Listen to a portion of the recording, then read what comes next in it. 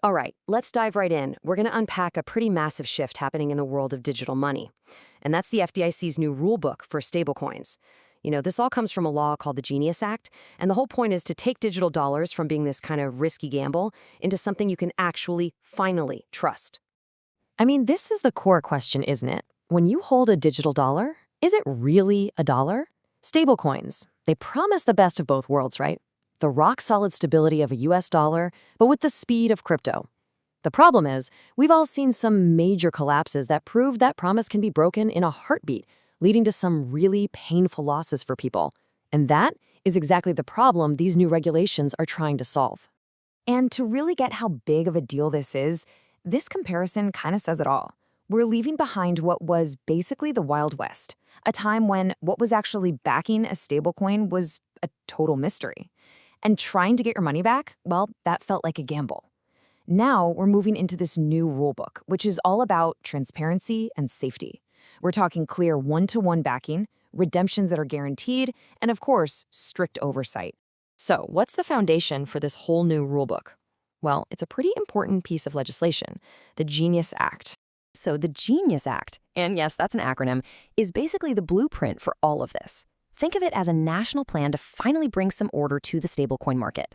What the act did was it told federal agencies like the FDIC, hey, you need to build the actual rules. And that's what we're digging into today, this single, clear framework for how these digital dollars are supposed to work from now on.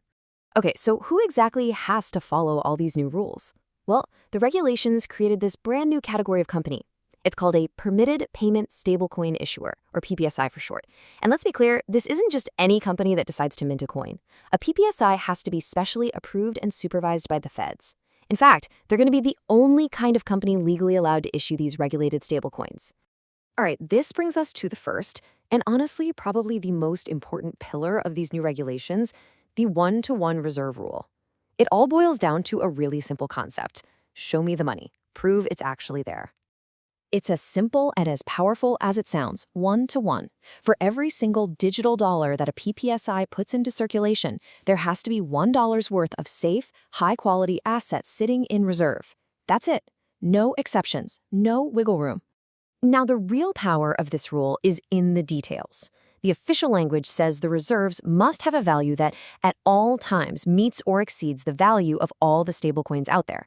And that little phrase, at all times, that's everything. It means you can't just dip into the reserves for a little while. There are no fluctuations below 100% backing. It is a constant, round-the-clock guarantee. So, what exactly can they keep in this vault? Well, the FDIC is extremely specific here. We're talking about the safest, most liquid, and frankly, most boring assets imaginable. Think U.S. currency, deposits in insured banks, short-term U.S. Treasury bills, stuff like that. What you don't see on this list is really important. No corporate bonds, no commercial paper, and absolutely no other crypto assets. This list is kept incredibly tight for one reason, to make sure those reserves can be turned into cash immediately if people want their money back. Okay, so the money is there. That's great. But the next logical question is, can you actually get it back when you want it? And that brings us to the second pillar, guaranteed redemptions. Think of this as your no-hassle exit ramp, and the new rules are designed to make sure it's always open. And here's the core promise, right here. An issuer must, not should, but must, process your redemption request and get you your money back within 2 business days.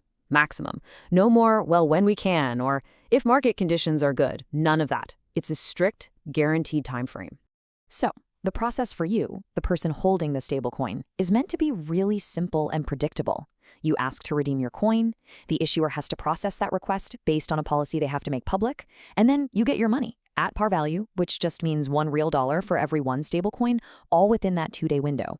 The whole point is to take all the what-ifs and the uncertainty right out of the equation. Okay, so to make sure these issuers don't get tempted to take a bunch of risks with your funds, the FDIC put in a third pillar, a set of really strict prohibitions. You can think of these as the big don'ts of the stablecoin world. First and foremost, issuers are not allowed to pay you interest just for holding their stablecoins. Now, you might be wondering, why does that matter? Well, if they started paying interest, they'd start acting a lot like banks, but without all the heavy-duty banking regulations.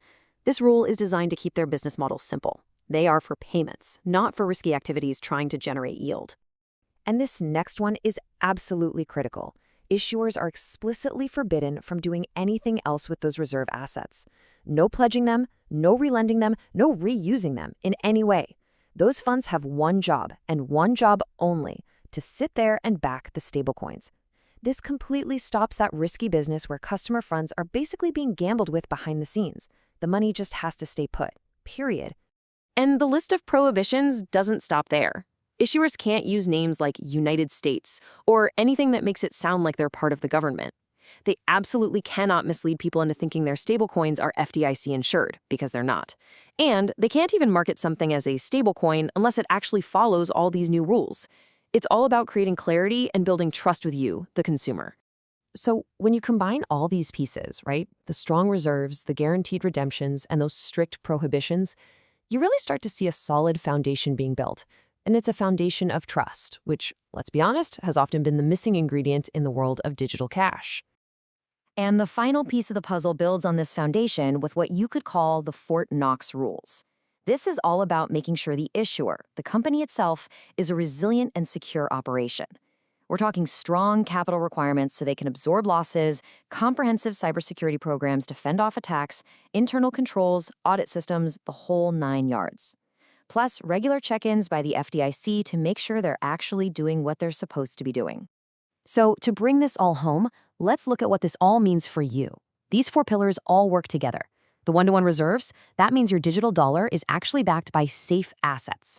Timely redemptions, that means you can get your money back quickly and reliably. The key prohibitions, that means the issuer can't go off and gamble with your money. And the risk management, it just means the whole company is built to be secure and resilient from the ground up. And all of this really leaves us with the million-dollar question for the future, doesn't it?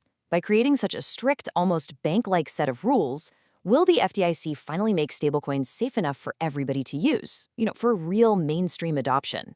Or will these tight restrictions end up accidentally crushing the very innovation that made this whole space so exciting to begin with? I think that's the big debate that's really going to define the next chapter for digital money.